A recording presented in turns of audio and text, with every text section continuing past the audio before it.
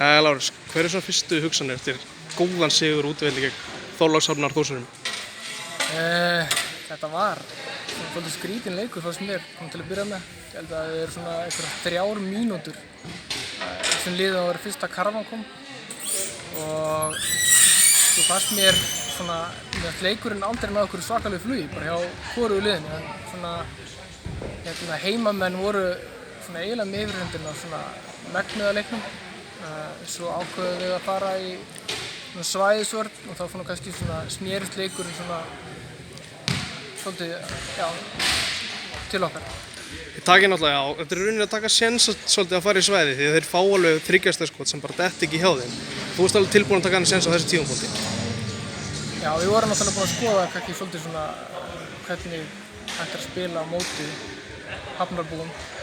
Við sáum að svæðisvörn virkaði vel hjá ÍR þegar þeir komu hingað og spiluðu. Þannig að við vorum allavega ekki að stoppa það maður mann, þannig að við verðum að gera eitthvað.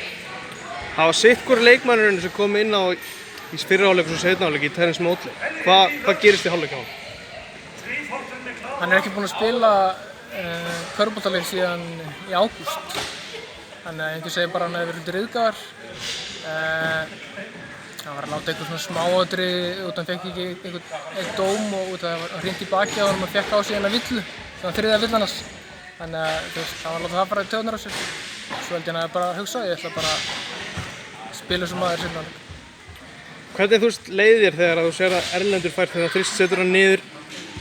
Fannstu þá að þú gast í rauninni treyst öllum í liðinu til að taka stóru skotin eða hefur þú alltaf fundist það?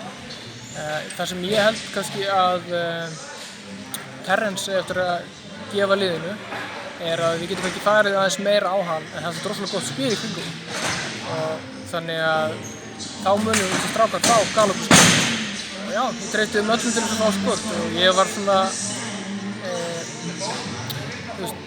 ég saknaði þess bara Júlíus hefði bara mátt vera aggressífari en á móti kemur þá var Baldur frábær í fyrra leiklutanum.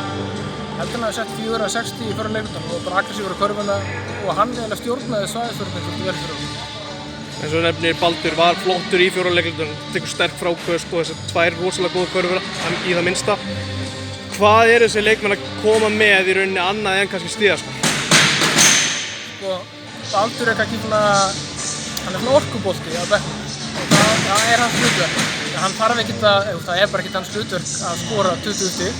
Hann er bara ekki komið þann stað á ferlinum.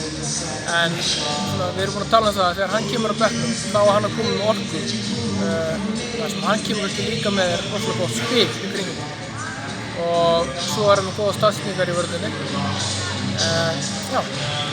Hvað er framöndan á þínu liði? Næsti leikur er bara Grindavík útivelli, þannig að það er æri verkefni. Eru þá ekki að spila 4 útileiki í röð? Eða 3? Þriðja í röð. Þriðja í röð? Já. Hvernig líst þér á það verkefni?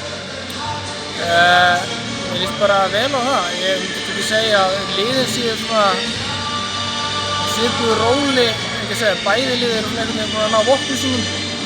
Og Grindavík var með sterkan sigur á útivelli. Ég veit ekki hvernig fór hjá þeim núna í kvöld.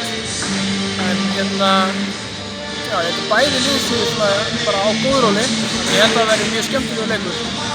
Og það er bara að reyna að verja þessum stórskiptum með Grindavík, þá eigum við eitthvað séns í það.